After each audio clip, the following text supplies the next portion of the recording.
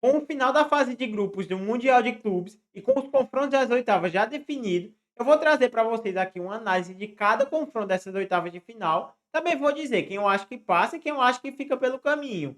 E assim, cara, são confrontos muito bons e muito disputados. Essas oitavas de finais vão ser muito interessantes. Começando com Palmeiras e Botafogo, aqui esse confronto para mim já é um dos mais equilibrados. E os últimos confrontos entre as equipes mostram isso. O último confronto que teve foi 0-0 dentro do Allianz Parque, no primeiro jogo de Renato Paiva pelo Botafogo. Também a gente tem, claro, um histórico muito forte que eu acho que todo mundo lembra. Em 2023, o Palmeiras tem uma virada histórica com um show de Hendrick dentro do Newton Santos. E aí depois passa o Botafogo na tabela e é campeão do Brasileirão. Mas em 2024 a história muda. O Botafogo vence o Palmeiras, né, pelo Brasileirão e pela Libertadores, dando troco e até com, como é que eu posso dizer? Dá um troco e até com juros e correção monetária, tudo certinho. Mas aqui a gente está falando de outra competição. Vamos falar de Mundial de Clubes. Analisando o que cada um vem jogando até agora, o Botafogo está muito melhor do que o time do Palmeiras. Porque o Botafogo venceu o time do PSG, é, perdeu do Atlético de Madrid, mas tá ligado, era o Atlético de Madrid, é um time europeu, a gente ainda tem que entender que eles ainda estão superiores a nós, mesmo que a gente tenha conseguido igualar muito nesse Mundial de Clubes. Sofreu para bater o Seattle Sounders. O Palmeiras não fez nenhuma grande atuação. Só que aí tem um ponto que é o seguinte: quando vira a chave, quando vira mata-mata, a competição muda. É uma nova competição a partir de agora. É assim, cara, esse confronto entre Palmeiras e Botafogo vai ser um confronto muito interessante da gente ver as nuances do que vai acontecer. Porque assim, como eu estou dizendo, por mais que o Botafogo venha jogando melhor e tenha mais destaques individuais nesse momento, que Igor Jesus vem jogando muita bola, que Gregory, que Marlon Freitas vem jogando muito bem. Enfim, o time do Botafogo como um todo. O Palmeiras não vem tão bem assim, inclusive com o Estevão, que é a principal estrela desse time, muito apagado. O Palmeiras tem um trabalho mais longevo. O Palmeiras é mais acostumado com momentos de pressão, é mais acostumado com momentos difíceis. E para mim, vai passar do time do Botafogo. Colocando em porcentagem nesse confronto, para mim é um 55-45 para o Botafogo. Eu acho que o Palmeiras passa, mas pode dar qualquer coisa aqui. Inclusive, o time que passa nesse confronto pode chegar longe. Isso aqui já vai ser no sábado agora, primeiro jogo das oitavas de final, a 1 hora da tarde. Seguindo, outro confronto que é extremamente equilibrado é Benfica e Chelsea, onde o Benfica é um time muito coletivo, um time muito acertadinho, que joga muito compacto. É bem verdade, sofreu para bater o time do Boca Juniors, não é mentira, mas mesmo assim é um time que tem bons nomes no elenco também, que tem Di Maria, que tem Coxo, que tem Arthur Koglu, que tem Pavic, Antônio Silva, Otamendi, Trubin, que salvou contra o time do Bayern. É um time muito forte e coletivamente eles funcionam muito bem também. O Chelsea, eu acho que tem até mais nomes, nome por nome, eu acho que até tem mais elenco. Porque tem Pedro Neto, tem Madueke, que nem saiu jogando contra o Flamengo, mas que é titular. Enzo Fernandes, Caicedo. Tem Cole Palmer, que é uma das grandes estrelas do mundo. Então, nome por nome, o Chelsea é, tem até mais nomes do que o time do Benfica. Só que é o seguinte, cara. Quando a gente sai de nome por nome e vai ver o coletivo, o time do Chelsea é uma bagunça. A gente conseguiu ver isso porque o time do Flamengo, por exemplo, desmontou essa equipe do Chelsea, passou por cima e fez o que quis. Por ter um coletivo mais ajeitadinho e por me passar mais confiança, aqui eu vou com o time do Benfica. Inter de Milão e Fluminense já é um confronto que eu não acho equilibrado. Aqui eu acho que a Inter vai passar e vai passar fácil. Falando um pouco sobre o jogo, eu acho que vai ser o seguinte: a nuance do jogo vai ser o seguinte: vai ser um Fluminense mais fechado, mais retraído, que vai jogar nos contra-ataques, vai jogar por uma bola mesmo. Tem jogadores de velocidade pelas pontas, você pode jogar com Dionares e Canóbio, que vão conseguir sair nesses contra-ataques e de repente achar um gol. E também tem que jogar fechado, porque pensando do lado da equipe da Inter de Milão, as principais características do time deles é justamente isso: aproveitar espaços dados nas defesas adversárias.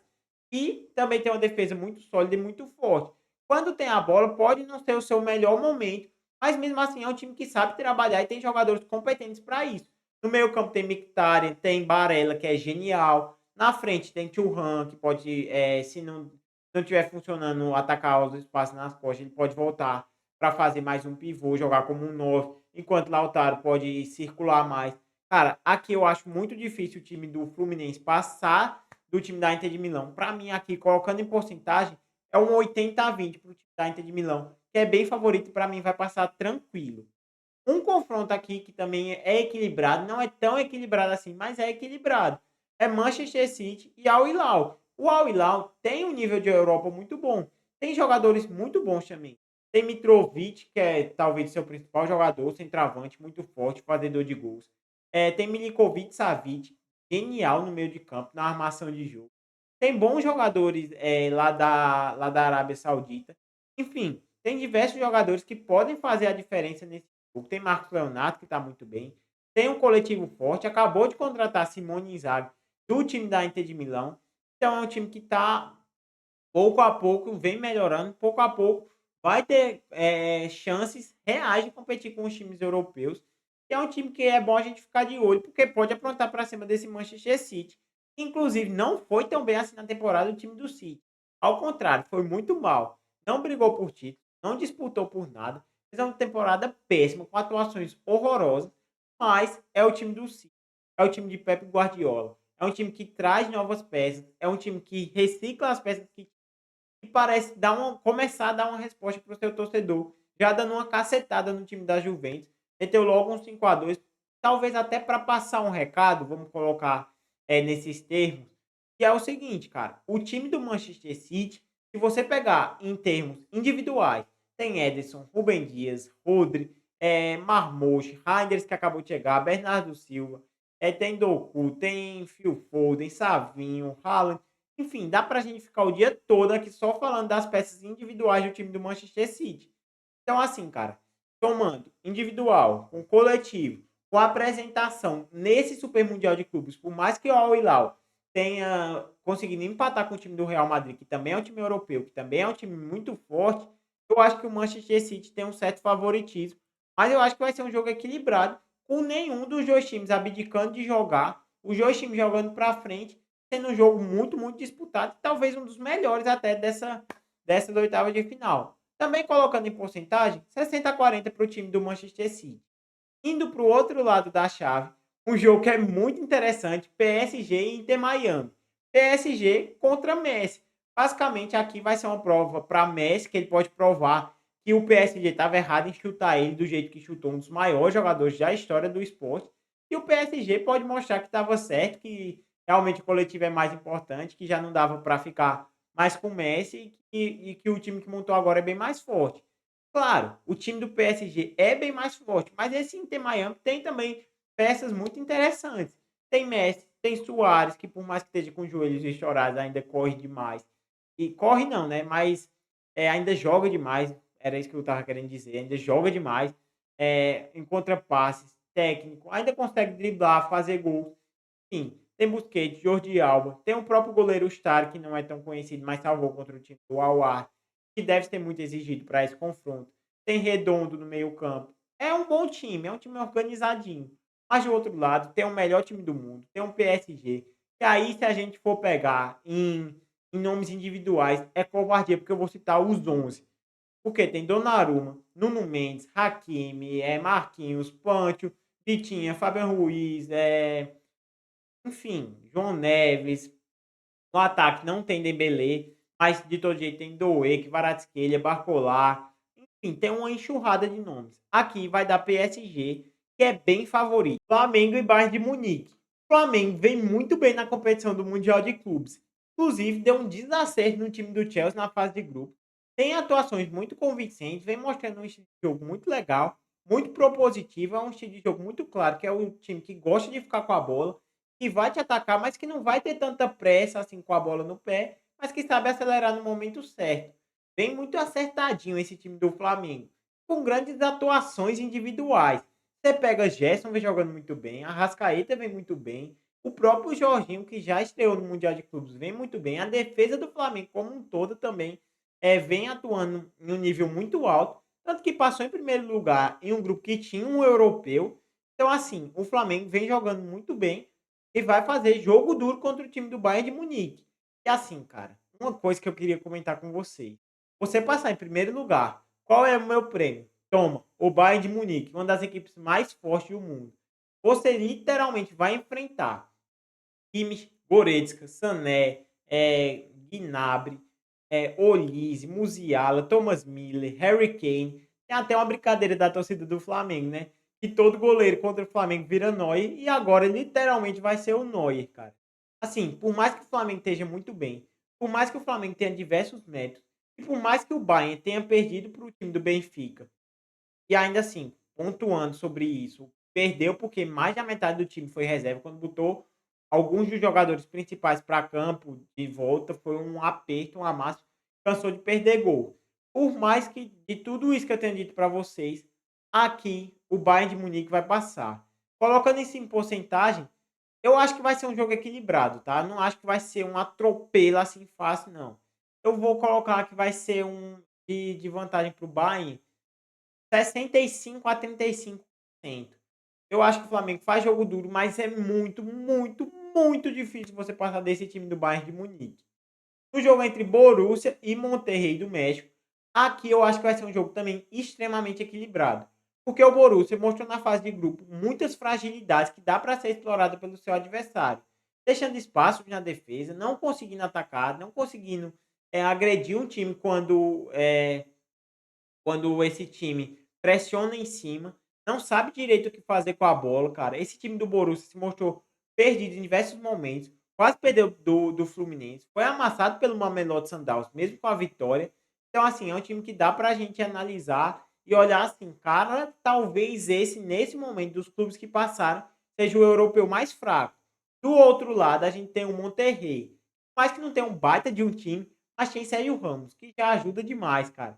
Ele vai orientar a defesa, ele vai ajeitar o time a partir de trás, somente ali com a liderança dele, com o entendimento de futebol que ele tem, que é assim, coisa de outro mundo, ele consegue ajeitar direitinho o time. Aqui, cara, eu acho que vai ser um jogo equilibrado, eu acho que as duas equipes vão ter oportunidade de fazer o gol, e que nenhuma das duas equipes vai ficar muito para trás. Cada uma vai tentar atacar a seu estilo, mas aqui, o meu palpite eu acho que o Borussia tem um pouquinho de vantagem, coloca no 52 a 48 para o Borussia. Só que é o seguinte, o que eu vou dizer é o seguinte, vai ter uma zebra nessas oitavas de final do Mundial de Clubes. E para mim essa zebra vai ser o Monterrey batendo o time do Borussia Dortmund. E que vai enfrentar nas quartas de final o vencedor de Real Madrid e Juventus. E aqui, cara, aqui vai ser um baita de um jogo, tá? Aqui vai ser um jogo muito interessante. Porque o Real Madrid não faz uma grande fase de grupos. Beleza, o último jogo até foi bem, mas não faz uma grande fase de grupos. Só que, de novo, quando a gente pega pelo lado individual, simplesmente tem Valverde, Bellingham, Rodrigo, Vinícius Júnior, Mbappé, eu acho que ele ainda vai ter condições de jogar. Rudiger tem esse Riusen que acabou de chegar, que é zagueiro, que tá comendo a bola, Courtois, Xabi Alonso como treinador que acabou de chegar, que assim, cara, é um treinador brilhante e fantástico. Do outro lado, tem a Juventus, que vinha mostrando um futebol muito ok, principalmente nos dois primeiros jogos, só que tomou uma cacetada do time do City na última rodada. Tomou simplesmente um 5-2. Tem jogadores individuais que podem fazer a diferença? Tem. Tem Francisco Conceição que tá bem, tem Colomoni que tá bem, tem Ildes que é um bom jogador. Enfim, tem algumas peças que podem ser importantes. Só que o que é que eu queria destacar nesse confronto, principalmente, a Juventus, ela vem muito bem, vinha muito bem, até pegar um time muito forte, até pegar um europeu muito forte, que foi o caso do Manchester City, para tomar uma cacetada. E se tomou uma cacetada do City, para mim vai tomar uma cacetada do Real Madrid. Aqui para mim é equilibrado, mas nem tanto. 65 a 35% para o time do Real Madrid. Bom, basicamente, a análise do vídeo era as oitavas de final. Minha análise é essa que está aí na tela. Se já quiser printar daí da agora para me cobrar depois, pode ficar à vontade, porque eu tenho certeza que eu vou cravar pelo menos uns 80 do que está aqui na tela. Só que como a gente já está aqui, está com a tela aberta e tudo mais, eu vou fazer aqui até ter um campeão. Por mais, por mais que depois eu vá fazer as análises nas quartas e nas semis. Mas vamos lá. Aqui, o Palmeiras vai enfrentar o time do Benfica e vai ganhar, porque é acessível sim. Depois de que tomou sufoco do time do Boca é acessível para qualquer brasileiro. Inter e City eu acho que vai ser um jogão, mas por ter perdido o treinador e pelo City mostrar alguns traços de que está se recuperando, eu acho que aqui vai dar o time do Manchester City. Entre Paris Saint-Germain e Bayern. É um baita confronto, um baita duelo, mas por uma projeção que eu fiz antes do Super Mundial de Clubes e que eu estou mantendo, aqui eu vou dizer que vai dar Bayern vencendo o melhor time do mundo, que não vai deixar de ser o Paris só porque vai perder do Bayern. Não tem jeito aqui. Vai dar Real Madrid com um golzinho de Sérgio Ramos. 3-1 com um golzinho de Sérgio Ramos. Aqui, cara, por mais que eu queria colocar o meu Palmeiras, vai dar Manchester City na final. E vai dar o Bayern de Munique passando pelo time do Real Madrid. Para esse Super Mundial de Clubes, é que o Bayern de Munique vai ser o campeão. Isso é o que eu penso desde lá de trás. E eu continuo muito convicto nisso. Para mim, o Bayern de Munique vai ser o grande campeão, com o Palmeiras sendo o time a chegar mais longe. Muito também por conta do chaveamento e não por ser o time que apresenta o melhor futebol entre os brasileiros. Cara, mas assim, eu acho que pelo menos assim, se não tá exatamente como você pensa, mas pelo menos tá algo viável. Vamos concordar, não tem nenhum grande absurdo aqui. Mas eu quero saber a sua opinião. Chegue embaixo nos comentários. O que é que você faria de diferente aqui? Quais times vocês acham que vai passar? Qual time é favorito? Quem é que vai ficar pelo caminho mais cedo? Qual a grande surpresa? Deixa aqui nos comentários que eu estou muito curioso para saber a sua opinião. E se você chegou até aqui, não esquece de deixar o seu like, se inscrever no canal, que é muito importante, e também ativar o sininho para não perder nenhuma notificação de vídeo quando eu postar algum vídeo para vocês. E é isso. Valeu!